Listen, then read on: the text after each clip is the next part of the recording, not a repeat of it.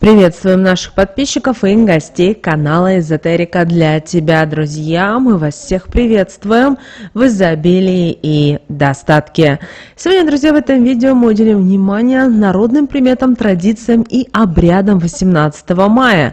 Поговорим, что нас сегодня ждет по народному календарю, какой церковный праздник, а также какая икона Божьей Матери почитается в этот день. Ну и, конечно, что нельзя делать, друзья. Далее все более подробно. Прямо сейчас ставьте лайк этому видео, а в комментарии напишите, друзья, слово «ангелы», и пусть небеса помогут вам достичь огромного богатства. Также всех хотим поблагодарить за донаты, которые вы нам отправляете, друзья. Очень-очень приятно.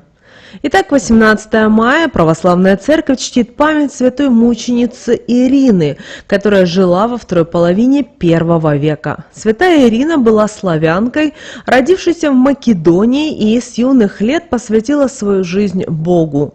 Согласно преданию, ее крестил апостол Тимофей, ученик апостола Павла. Ирина возжелала обратить своих родителей в христианство, но ее отец, правитель города Магедон, воспринял это с гневом. Он бросил дочь под ноги диким лошадям. Однако животные, не тронув Ирину, обратились на ее отца, задавив его до смерти. По молитве святой отец был возвращен к жизни и уверовал во Христа. Вместе с ним веру приняли и все члены семьи Ирины, и 3000 человек, ставшие свидетелями этого чуда. После этого Ирина смело начала проповедовать Слово Божие среди македонцев. Ее миссия сопровождалась множеством страданий и унижений, но каждая ее мука сопровождалась чудесными знамениями. Несмотря на все страдания, святая оставалась целой и невредимой, что еще больше укрепляло веру людей, которые видели ее чудеса. Более 10 000 язычников Ирина привлекла к вере Христовой. Святая Ирина пережила множество чудесных событий. Однажды ее бросили в яму с ядовитыми змеями, но змеи не тронули ее. В другой раз ее привязали к вращающемуся колесу, но по молитве Ирины колесо остановилось, а она осталась невредимой.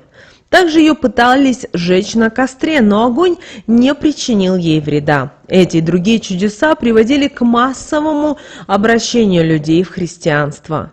Когда Господь указал святой Ирине день ее смерти, она удалилась в горную пещеру недалеко от города Ефеса. Она попросила, чтобы вход в пещеру был завален камнями.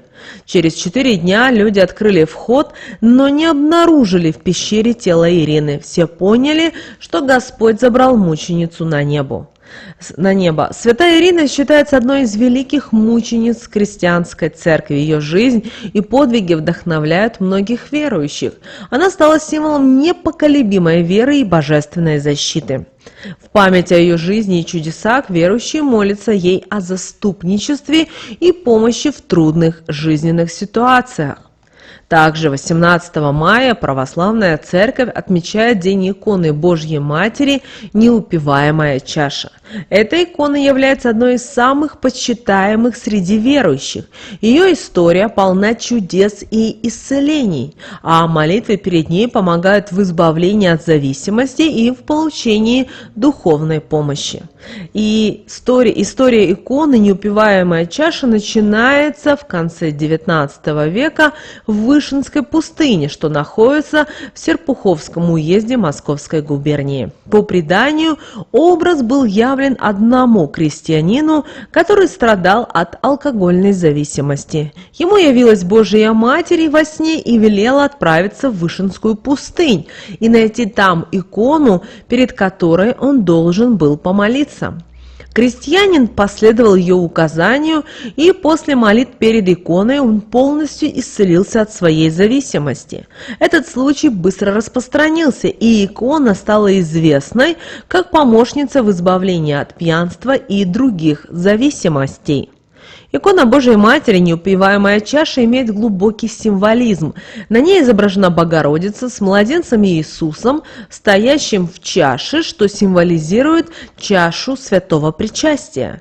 Чаша также олицетворяет источник нескончаемой благодати и милосердия Божией Матери, которая всегда готова прийти на помощь верующим. Икона «Неупиваемая чаша» является одной из самых сильных в православной традиции для тех, кто ищет помощи в избавлении от зависимостей. Молитвы перед ней обращены к Божьей Матери с просьбами о следующих вещах. Во-первых, от избавления от алкогольной зависимости. Наиболее известная молитва перед этой иконой связана с исцелением от пьянства. Люди, страдающие от алкогольной зависимости, а также их родственники, молятся о прекращении этого недуга и возвращении к трезвой жизни. Далее, кто молится перед иконой «Неупиваемой чашей», просят об избавлении от наркомании. Икона также помогает в борьбе с наркоманией. Многие верующие свидетельствуют об исцелении от этой разрушительной зависимости после молитв перед иконой. Помимо алкоголизма и наркомании, верующие молятся перед иконой «Неупиваемая чаша» о помощи в избавлении от курения, игромании и других форм зависимости. Молитвы перед иконой обращены за здоровье и благополучие членов семьи. Люди просят о защите своих близких от болезней и несчастий. Важное значение имеют молитвы о духовном укреплении и обретении силы для борьбы с искушениями. Верующие также просят у Божьей Матери помощи в укреплении веры и стойкости в трудных жизненных ситуациях. Девочки и мальчики, мы вам в описании к этому видео оставим молитвы. Если есть желание и возможность, обязательно их прочитайте. Ну а в народном календаре дата 18 мая получила название Ирина или Арина Рассадница. И вы знаете, этот день когда-то был очень важным для крестьян, которые занимались посевами и посадкой рассады, особенно капусты. В этот день сжигали на полях старую сухую траву и высаживали рассаду капусты, следуя народным приметам и традициям.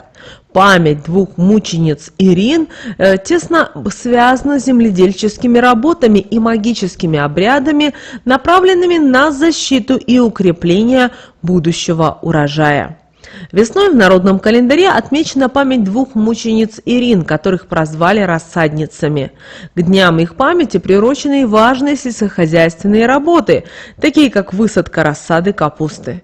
Этот процесс сопровождался магическими действиями и приговорками, направленными на защиту урожая от дурного глаза и завистников.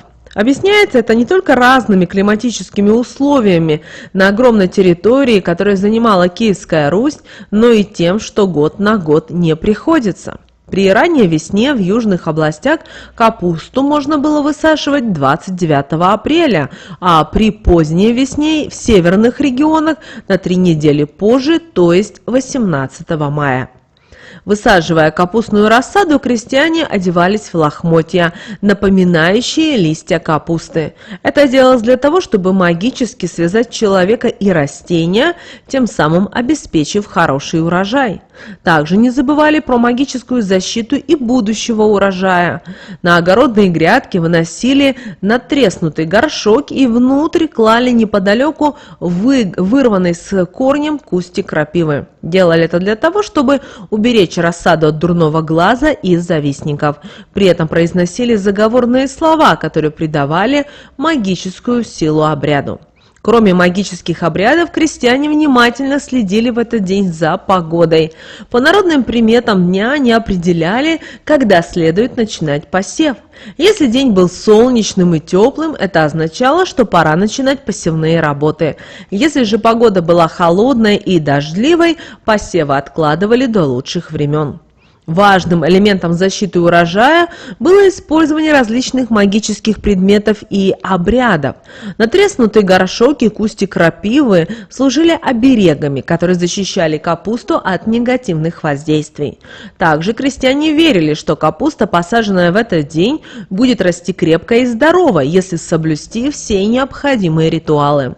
В народных поверьях важную роль играли не только магические ритуалы, но и определенные действия, связанные с сельскохозяйственными работами.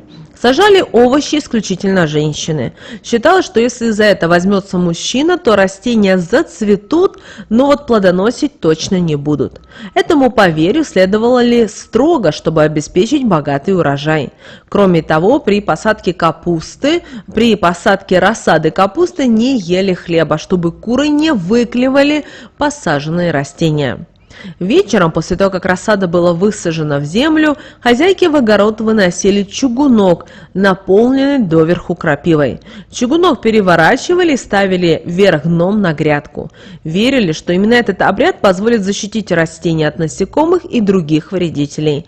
Крапива, известная своими защитными свойствами, использовалась как оберег для молодых растений. Еще на Арину-рассадницу выжигали старую траву с полей и лугов. Во время этого действия говорили «худая трава с поля вон». Этот обряд символизировал избавление от всего ненужного и вредного, что могло бы помешать росту новых растений. Выжигание старой травы также способствовало обогащению почвы золой, что улучшало ее плодородие и помогало в борьбе с сорняками. Этот день был богат на обряды и народные приметы, которые помогали принести в жизнь гармонию и удачу. Поэтому по возможности желательно сегодня минимизировать общение с окружающими людьми. Этот день идеально подходит для внутреннего расслабления и уединения. В современном мире, где нас постоянно окружают люди и информационный шум, день тишины и покоя может стать настоящим спасением для души. Поэтому постарайтесь использовать этот день, чтобы восстановить свои силы, уделить внимание своим мыслям и своим чувствам. Рекомендуется 18 мая для еды использовать только чистую, а еще лучше новую посуду. Это связано с поверьем в то, что чистая новая посуда привносит в дом положительную энергию и способствует улучшению здоровья и благополучия в семье.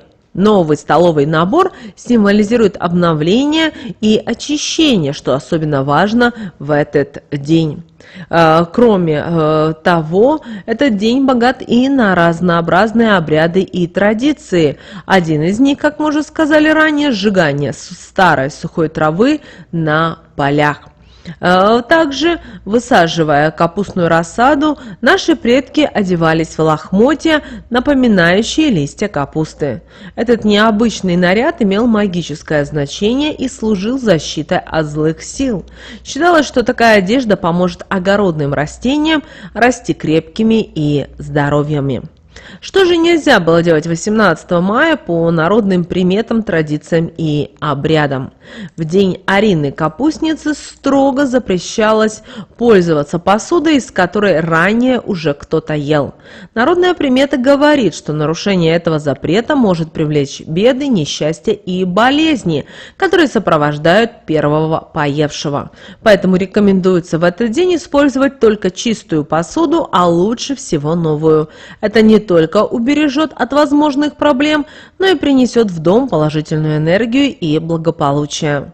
Также нельзя оставлять на ночь немытые кастрюли и любую кухонную утварь. Считается, что нечистая сила прилетит и останется в доме навсегда, наслав на его обитателей неудачи, ссоры и конфликты. Важно завершить все хозяйственные дела и убедиться, что кухня чиста, чтобы избежать неприятностей. Также запрещается перепрыгивать и переступать через валяющиеся около полей и огородов деревья и крупные ветки. По преданию, святая Арина положила их, чтобы не пустить нечисть.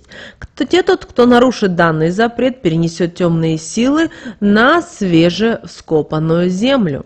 Это может привести к порче корней посаженных растений и привлечению кротов, грызунов и насекомых, которые будут вредить урожаю. В день Арины Капустницы нельзя есть капусту и огурцы. Народная примета гласит, что рассада не приживется и нарушивший запрет останется без урожая. Поэтому следует воздержаться от употребления таких вещей, этих овощей, чтобы обеспечить будущий богатый урожай. Незамужним девушкам в этот день запрещалось ходить к вдове, даже если это близкая родственница. Считается, что очень скоро после замужества такая девушка и сама овдовеет.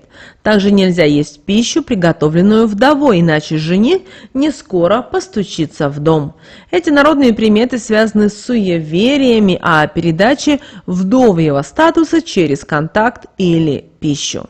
В день Арины Капустницы запрещалось много говорить не по делу и сплетничать. Считается, что за нарушение такого запрета появятся болезненные болячки во рту, от которых будет сложно избавиться.